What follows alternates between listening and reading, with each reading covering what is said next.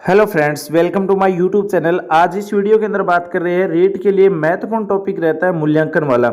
अगर दोस्तों साइकोलॉजी से जो क्वेश्चन पूछा जाता है तो सबसे ज़्यादा क्वेश्चन मूल्यांकन से पूछे जाते हैं।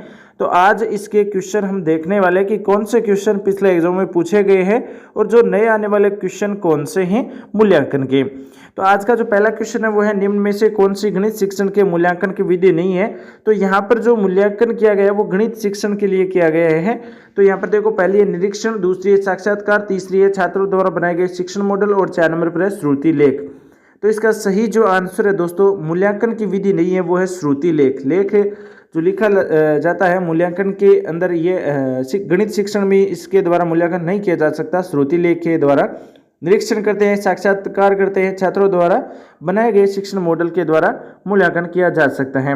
उसके बाद में जो अगला पार्ट है, देखिए, निम्न में से कौन सा गणितीय कथन सत्य है। सत्य कौन सा कथन है इसके अंदर? पहला है मूल्यांकन बराबर में मापन प्लस निर्णय, दूसरा है मूल्यांकन बराबर मापन माइनस निर्णय, तीसरा है मूल्यांकन बराबर निर्णय माइनस मापन, 4 नंबर पर है मूल्यांकन बराबर मापन भाग निर्णय। तो इसका सही जो आंसर है दोस्तों, मापन भी किया जाता है और निर्णय भी लिया जाता है, वो होता है मूल्यांकन। तो पहला ऑप्शन इसका सही हो जाएगा। ये क्वेश्चन रीट लेवल 2 के अंदर 2022 में पूछा गया है। अगला 3 नंबर क्वेश्चन है, मूल्यांकन प्रक्रिया संबंधित होती है। पहला है शिक्षण उद्देश्य से, दूसरा है मूल्यांकन प्रविधि से, तीसरा है अधिगम अनुभव से, 4 नंबर है इन्हें सभी से। तो इसका सही आंसर है दोस्तों इन सभी से। मूल्यांकन प्रक्रिया वो शिक्षण उद्देश्य होते हैं, मूल्यांकन प्रविधि होती है और अनुभव होता है इसके अंदर। तो मूल्यांकन प्रक्रिया इन सभी के द्वारा होती है। यह भी रीट लेवल 2 2022 में पूछा गया है। अगला क्वेश्चन है, निम्नलिखित में से कौन सी एक मूल्यांकन प्रविधि नहीं है। तो 1 नंबर है साक्षात्कार, दूसरा है तैयारी, तीसरा है प्रश्नावली और 4 नंबर पर है चेकलिस्ट। तो यहाँ पर तैयारी है ना, ये एक मूल्यांकन प्रविधि नहीं है। बाकी साक्षात्कार, प्रश्नावली, चेकलिस्ट ये सभी मूल्यांकन प्रविधि है। ये भी रीट लेवल 2 2022 में पूछा है। तो तैयारी इसका सही आंसर हो जाएगा, 2 नंबर ऑप्शन।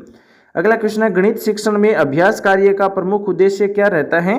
गणित शिक्षण के अंदर अभ्यास कार्य का जो प्रमुख उद्देश्य है वो क्या रहता है। पहला ऑप्शन है नए सूत्र को समझना, दूसरा है गणना संबंधित कौशल बढ़ना, तीसरा है नई धारणा को स्पष्ट करना और 4 नंबर पर है ज्ञान को नई परिस्थिति में लागू करना। तो इसका सही आंसर है दोस्तों, गणना संबंधित जो कौशल बढ़ाना है वो अभ्यास कार्य का एक प्रमुख उद्देश्य रहता है। 2 नंबर ऑप्शन सही हो जाएगा। ये भी रीट लेवल 2 2021 में पूछा गया है। उसके बाद में अगला क्वेश्चन है, किस गुण के कारण परीक्षा में शुद्धता रहती है। तो 1 नंबर है विवेककारता, दूसरा है वेदता, तीसरा है वस्तुनिष्ठता और 4 नंबर पर है विश्वसनीयता। तो वेदता के कारण परीक्षा में शुद्धता रहती है, इसलिए वेदता जरूरी है। 2 नंबर ऑप्शन सही हो जाएगा, वेदता शुद्धता के लिए। यह भी रीट लेवल 2 2021 में पूछा गया क्वेश्चन था। अगला क्वेश्चन है, वस्तुनिष्ठ परीक्षण का प्रमुख दोष क्या रहता है। तो 1 नंबर है व्यापकता का अभाव, दूसरा है विश्वसनीयता का अभाव, तीसरा है अभिव्यक्ति का अभाव, 4 नंबर पर है वेदता का अभाव। इसका सही आंसर है दोस्तों, अभिव्यक्ति का अभाव रहता है। वस्तुनिष्ठ परीक्षण का प्रमुख दोष है ये अभिव्यक्ति का अभाव। 3 नंबर ऑप्शन सही हो जाएगा। अगला क्वेश्चन देखो, निम्नलिखित में से विद्यालय के विद्यार्थियों के लिए गणित में मौखिक कार्य की सर्वाधिक महत्वपूर्ण विशेषता कौन सी है। तो वो ये है कि ये मानसिक प्रक्रियाओं का विकास करती है। ठीक है, मौखिक कार्य मानसिक प्रक्रियाओं का विकास करती है। उसके बाद में देखो अगला क्वेश्चन, यदि एक विद्यार्थी अलग अलग परीक्षणों से गणित के प्रशिक्षण में 80 में से 42 अंक समान रूप से प्राप्त करता है, तब यह परीक्षण की निम्न में से कौन सी विशेषता दर्शाती है। तो ये वस्तुनिष्ठता दर्शाती है। उसके बाद में अगला क्वेश्चन देखो, निम्नलिखित में से वस्तुनिष्ठ प्रकार के प्रश्नों की सीमाएं हैं वो होती हैं। एक तो अनुमान लगाना, दूसरा निर्माण में कठिनाई और तीसरा है जटिल प्रक्रियाओं को नया मापन करना। तो ये तीनों क्या प्रश्नों की सीमा है। ये रीट लेवल 2 2017 में पूछा गया क्वेश्चन था। अगला क्वेश्चन है, निम्न में से कौन सा गुणात्मक परीक्षा नहीं है। तो गुणात्मक परीक्षा नहीं है। 1 नंबर निरीक्षण, दूसरा जांच सूची, तीसरा रेटिंग स्केल और 4 नंबर पर है वस्तुनिष्ठ प्रश्न। राइट आंसर है दोस्तों, वस्तुनिष्ठ जो प्रश्न है ये गुणात्मक परीक्षा नहीं है। 4 नंबर ऑप्शन सही हो जाएगा। अगला क्वेश्चन है, बालक ने कितना ज्ञान अर्जित किया, कितना अभी करना है, उसके व्यवहार में कितना संशोधन हुआ है और कितना संशोधन होना शेष है। यह कथन किसका है। तो ये कथन दोस्तों डॉक्टर रामस्कलन पांडे का है। ठीक है, रामस्कलन पांडे का है। अगला क्वेश्चन है, आधुनिक परीक्षाएं बालकों के मस्तिष्क में उथल पुथल पैदा कर देती हैं। यह कथन किसने कहा था। तो ये S.C. स्टेड ने कहा था। ठीक है। उसके बाद में मूल्यांकन में व्यापकता का अर्थ क्या रहता है। तो मूल्यांकन में व्यापकता का अर्थ होता है समूची पाठ्य सामग्री से। अगला है मूल्यांकन शिक्षण का एक अभिन्न अंग है क्योंकि इसके द्वारा अध्यापक को शिक्षण की सफलता का पता चलता है, इसलिए मूल्यांकन शिक्षण जरूरी है। अध्यापक को शिक्षण की सफलता का पता चलता है। उसके बाद में अगला क्वेश्चन है शिक्षण प्रक्रिया में मूल्यांकन आवश्यक है क्योंकि शिक्षण कार्यों में सुधार के लिए, पाठ्यक्रम में सुधार के लिए, बालकों में उपलब्धि का स्तर बढ़ाने के लिए शिक्षण प्रक्रिया जरूरी है। शिक्षण प्रक्रिया में मूल्यांकन जरूरी है। अगला क्वेश्चन है मौखिक और लिखित मूल्यांकन में प्रमुख अंतर का जो आधार है वो क्या है? तो लागत समय की भिन्नता। लागत समय की भिन्नता ये मूल्यांकन में प्रमुख अंतर का आधार है, मौखिक और मूल्यांकन में। उसके बाद में देखो, जब किसी विद्यार्थी की उत्तर पुस्तिका का बार बार जांचने पर भी उसके मूल्यांकन में अंतर आ जाए तो उस परीक्षा को क्या कहते हैं? विश्वसनीयता कहते हैं। 1 नंबर ऑप्शन सही हो जाएगा। जब किसी प्रश्न का उत्तर प्रत्येक बालक द्वारा दे दिया जाता है तो वह प्रश्न विभेदकारी नहीं होता है। ठीक है, विभेदकारी नहीं होता है। उसके बाद में देखो अगला क्वेश्चन, किस परीक्षा द्वारा बालक तीव्र तथा शीघ्र समझने वाला बनता है? तो मानसिक कार्य देख करके जो परीक्षा द्वारा बालक तीव्र व शीघ्र बनता है, मानसिक कार्य देखकर। उसके बाद में है अगला क्वेश्चन, विभेदकारी परीक्षा अंतर करती है तो बालक के जो सामान्य बालकों में और कमजोर बालकों में, प्रतिभावान बालकों में विभेदकारी परीक्षा है वो अंतर करती है। तो ये तीनों ही ऑप्शन सही है। उसके बाद में देखो अगला क्वेश्चन, शैक्षिक प्रक्रिया के प्रमुख 3 अंग कौन से हैं? तो ये महत्वपूर्ण है। उद्देश्य, अध्ययन, अध्यापन, परिस्थितियां और शिक्षार्थी, ये क्या है? शैक्षिक प्रक्रिया के प्रमुख 3 अंग रहते हैं। उसके बाद में अगला क्वेश्चन है मूल्यांकन हेतु अपनाई जा सकने वाली प्रविधि या तकनीक कौन सी है? तो वह है पड़ताल, सूची व प्रश्नावली, दूसरा है निरीक्षण व साक्षात्कार और तीसरा है संचित अभिलेख व सामयिक जांच। ये तीनों ही हैं मूल्यांकन हेतु अपनाई जा सकने वाली प्रविधि या तकनीकी है। पड़ताल, सूची व प्रश्नावली, निरीक्षण व साक्षात्कार, संचित अभिलेख व सामयिक जांच। उसके बाद में अगला क्वेश्चन है प्रायोगिक मूल्यांकन द्वारा मुख्यतः जिन उद्देश्यों की पूर्ति होती है तो वह है कौशल के द्वारा प्रायोगिक जो मूल्यांकन है उनके द्वारा मुख्यतः इन्हें जो उद्देश्य की है वो पूर्ति होती है कौशल के द्वारा। उसके बाद में अगला क्वेश्चन है किस गुण के कारण परीक्षा में शुद्धता रहती है? तो वैधता की वजह से परीक्षा में शुद्धता रहती है। 3 नंबर ऑप्शन सही हो जाएगा। अगला क्वेश्चन है एक ही परीक्षार्थी की प्रायोगिक परीक्षा पुस्तिका को विभिन्न परीक्षकों द्वारा देखी जाने पर वे उसमें भिन्न भिन्न अंक प्रदान करते हैं। ऐसी स्थिति में आयोजित परीक्षा में जिस गुण की कमी है वह है वस्तुनिष्ठता। 3 नंबर ऑप्शन सही हो जाएगा। अगला क्वेश्चन है प्रश्नों के प्रकार होते हैं। तो प्रश्नों के प्रकार एक तो निबंधात्मक होते हैं, लघुत्तरात्मक होते हैं, अति लघुत्तरात्मक होते हैं और वस्तुनिष्ठ प्रश्न होते हैं। ये 4 प्रकार होते हैं प्रश्नों के। अगला है मूल्यांकन की उपादेयता है। तो मूल्यांकन की जो उपादेयता है वो है एक तो शैक्षिक उद्देश्यों की प्राप्ति का ज्ञान होना, उसके बाद में है व्यक्तिगत व सामूहिक मार्गदर्शन देना और तीसरा है विद्यार्थी का योग्यता ये क्षमता आधारित वर्गीकरण करना। ये मूल्यांकन की उपादेयता रहेगी। तीनों ही ऑप्शन उपरोक्त सभी राइट आंसर हो जाएगा।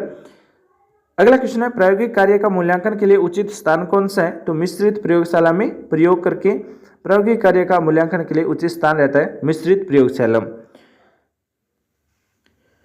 उसके बाद में अगला क्वेश्चन है जिन प्रश्नों के वैकल्पिक उत्तर के संकेत दिए हो वे प्रश्न कौन से होते हैं? तो 1 नंबर पर है लघुत्तरात्मक, दूसरा है अति लघुत्तरात्मक, तीसरा है वस्तुनिष्ठ और 4 नंबर पर है निबंधात्मक। सही आंसर है दोस्तों वस्तुनिष्ठ। जो अभी एग्जाम में आते हैं ना वो एक वैकल्पिक उत्तर संकेत दिए होते हैं, उसमें 4 ऑप्शन दिए होते हैं तो वो वस्तुनिष्ठ प्रश्न होते हैं। उसके बाद में अगला क्वेश्चन है अच्छे प्रश्न पत्र की विशेषता क्या होती है? तो अच्छे प्रश्न पत्र के अंदर देखो पाठ्यक्रम का समावेश व उद्देश्य पर बल होता है, प्रश्नों व अंक विभाजन की स्पष्टता होती है, सामान्य निर्देश व विकल्प की व्यवस्था भी इसके अंदर होती है। तो ये सभी जो कथन है ये विशेषता है अच्छे प्रश्न पत्र के। उसके बाद में अगला क्वेश्चन है शिक्षण प्रक्रिया में मूल्यांकन आवश्यक है। क्योंकि मूल्यांकन आवश्यक है इसलिए आवश्यक है कि पाठ्यक्रम में सुधार के लिए, छात्रों की उपलब्धता का स्तर जानने के लिए, शिक्षण कार्यों में सुधार के लिए शिक्षण प्रक्रिया में मूल्यांकन आवश्यक है। उसके बाद में अगला क्वेश्चन है प्रश्न पत्र में प्रश्नों की संख्या बढ़ाने से परीक्षा का निम्नलिखित गुण अधिक प्रभावी होता है। यानी प्रश्न पत्र में प्रश्नों की संख्या बढ़ाने से परीक्षा का जो निम्नलिखित गुण है वो अधिक प्रभावित होता है। तो वो है एक देखो वस्तुनिष्ठता, दूसरा है उपयोगिता, तीसरा है व्यापकता और 4 नंबर पर है वैधता। सही जो आंसर है ना वो है दोस्तों व्यापकता। प्रश्न पत्र में प्रश्नों की संख्या बढ़ाने से परीक्षा का जो व्यापकता का जो गुण है वो अधिक प्रभावित होता है। उसके बाद में देखो अगला क्वेश्चन व्यक्ति के सामाजिक व्यवहार का मूल्यांकन करने का उपकरण कौन सा होता है? तो समाजमिति होता है। ठीक है, समाजमिति व्यक्ति में सामाजिक व्यवहार का मूल्यांकन करने का उपकरण होता है। उसके बाद में अगला क्वेश्चन देखो, गणित शिक्षण में मूल्यांकन के प्रमुख कार्य कौन कौन से होते हैं? तो निदान करना, उपचार करना, शिक्षण में सुधार करना, गणित शिक्षण में मूल्यांकन के प्रमुख कार्य होते हैं। उसके बाद में अगला क्वेश्चन है, मूल्यांकन प्रक्रिया को त्रिकोणात्मक रूप से किसके द्वारा प्रदर्शित किया गया है? तो ये डॉक्टर ब्लूम थे ना, उनके द्वारा मूल्यांकन प्रक्रिया को त्रिकोणात्मक रूप से प्रदर्शित किया था डॉक्टर ब्लूम ने। BS ब्लूम भी बोलते हैं इसको।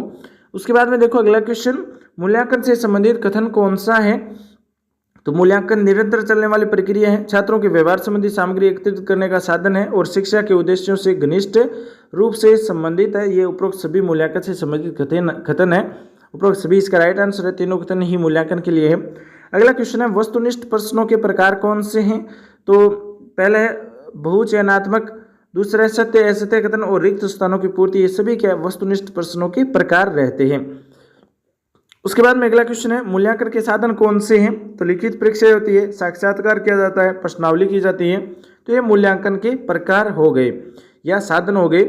उसके बाद में देखो डॉक्टर BS ब्लूम के मतानुसार मूल्यांकन प्रक्रिया संबंधित रहती है तो शिक्षण उद्देश्य से, सीखने के अनुभव से, मूल्यांकन के साधन से जो मूल्यांकन की प्रक्रिया है वो संबंधित है। उपरोक्त सभी क्वेश्चन सही होंगे। शिक्षण उद्देश्य, सीखने के अनुभव से और मूल्यांकन के साधन से। उसके बाद में दोस्तों अगला क्वेश्चन है, गणित के दैनिक प्रयोग की कुशलता के विकास हेतु निम्न में से कौन सा अभ्यास कराया जाता है? तो मौखिक अभ्यास करवाया जाता है। मूल्यांकन की प्रकृति है वो कैसी होती है? गुणात्मक और परिणात्मक दोनों होती है मूल्यांकन की प्रकृति। उसके बाद में आज का लास्ट क्वेश्चन है, गणित शिक्षण में उत्तम उपलब्धि है तो आवश्यक है कि समस्याओं को समझा करके हल करने के पश्चात विद्यार्थियों से लिखित और मौखिक अभ्यास करवाना चाहिए। ठीक है, तो ये एक गणित शिक्षण में उपलब्धि है तो आवश्यक है समस्या के समाधान समझा करके उनके पश्चात उनका लिखित में टेस्ट लिया जाता है, मौखिक अभ्यास भी करवाया जाता है। दोस्तों ये था मूल्यांकन टॉपिक और मूल्यांकन महत्वपूर्ण टॉपिक रहता है। ये टॉपिक आपको कैसा लगा कमेंट में जरूर बताना। साथ ही इस वीडियो को लाइक करके अपने दोस्तों के साथ शेयर करना। मूल्यांकन है, इसके बाद में अधिगम बुद्धि, ये सभी जो टॉपिक है ना, इनके जो क्वेश्चन है, ऑब्जेक्टिव क्वेश्चन है, वो हम देखने वाले हैं कि कौन कौन से क्वेश्चन अब तक एग्जाम में पूछे गए हैं, कौन कौन से क्वेश्चन आने वाले हैं। मिलेंगे नेक्स्ट वीडियो में नई जानकारी साथ में। चैनल पर नए हो सब्सक्राइब कर लेना, इस वीडियो को लाइक करके अपने दोस्तों के साथ शेयर जरूर कर लेना। Thanks for watching. आपका दिन शुभ हो।